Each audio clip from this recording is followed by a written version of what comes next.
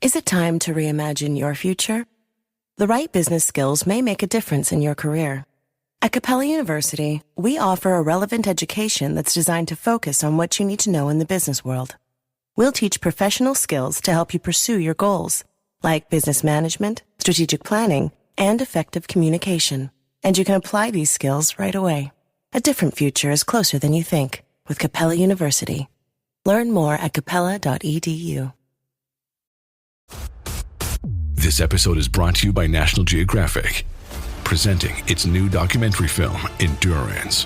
Follow the greatest survival story ever told, unpacking the legendary feat of polar explorer Sir Ernest Shackleton, who kept his crew alive for over a year, despite losing their ship in frigid pack ice. Over a century later, a team of modern-day explorers set out to find the sunken ship. Endurance, now streaming on Hulu and Disney+. This is Optimal Relationships Daily. Why You Don't Need a Toy Room by Rose Lounsbury of roselounsbury.com.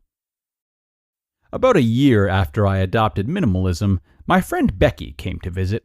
It was 2013, and I'd worked steadily the previous 12 months to rid my house of excess clutter. "Where are all your toys?" she asked, a bit shocked. Becky hadn't seen my home since the kids were babies, at the height of kid clutter, when every visible surface was filled with baby swings, bouncy chairs, and the like. "It feels so much bigger in here," she exclaimed. Funny, I'd kind of gotten used to it. I'd reached my first minimalist plateau and felt, for the first time since my kids were born, very comfortable in my house. My main living area was no longer a minefield of colored plastic ready to explode. I could finally sit in my living room without feeling cramped and anxious about the clutter. Let me give you a brief tour of my house. We live in a cute little story-and-a-half Cape Cod. When you walk in the front door, you step immediately into the main living area, a combo living/dining room, which also serves as my home office. Past that is the kitchen. In a hallway off to your left are 2 bedrooms and a bathroom. We have a partially finished basement, and the upstairs half-story is a master suite that, at the time, housed our live-in nanny. Before you judge, let me tell you that when you need full-time childcare for 3 toddlers, a live-in nanny is much more affordable than daycare. It is now our master bedroom.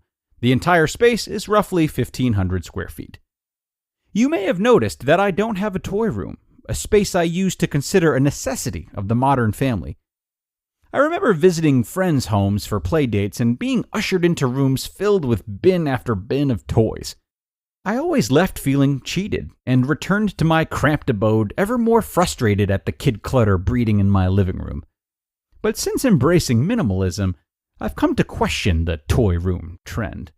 My house was built in the 1930s, a time when most people didn't even consider building rooms for their kids' toys. Historians believe they may have called the toy housing facilities bedrooms. Further research is needed.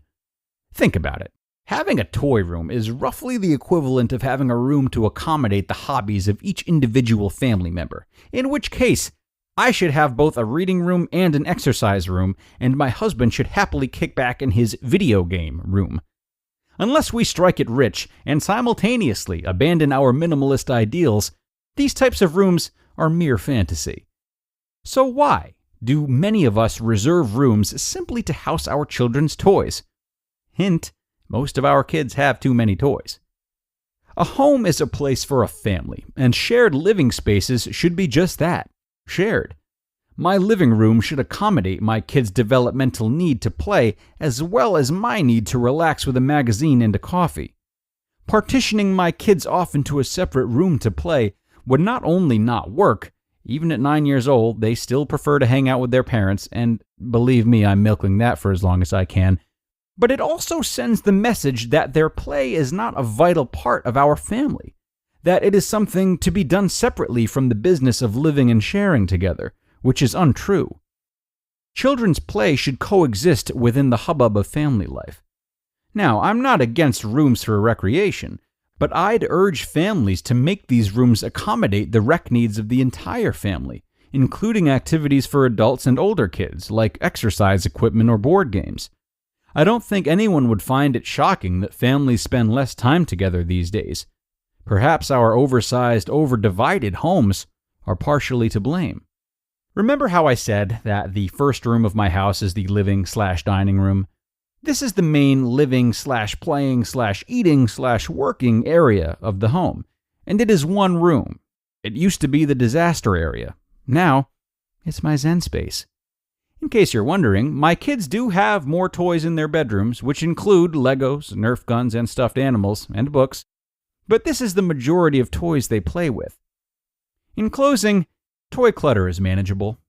I hope I've inspired you to minimize the toys in your home and incorporate them into the stream of family life.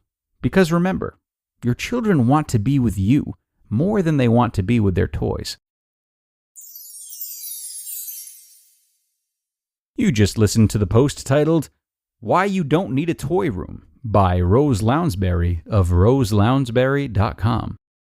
Subtle results, still you, but with fewer lines. Botox Cosmetic, out of botulinum toxin A, is a prescription medicine used to temporarily make moderate to severe frown lines, crow's feet, and forehead lines look better in adults. Effects of Botox Cosmetic may spread hours to weeks after injection, causing serious symptoms. Alert your doctor right away as difficulty swallowing, speaking, breathing, eye problems, or muscle weakness may be a sign of a life-threatening condition. Patients with these conditions before injection are at highest risk. Don't receive Botox Cosmetic if you have a skin infection. Side effects may include allergic reactions, injection site pain, headache, eyebrow and eyelid drooping, and eyelid swelling. Allergic reactions can include rash, welts, asthma symptoms, and dizziness. Tell your doctor about medical history, muscle or nerve conditions including ALS or Lou Gehrig's disease, myasthenia gravis, or Lambert-Eaton syndrome, and medications, including botulinum toxins, as these may increase the risk of serious side effects. For full safety information, visit BotoxCosmetic.com or call 877-351-0300. See for yourself at BotoxCosmetic.com.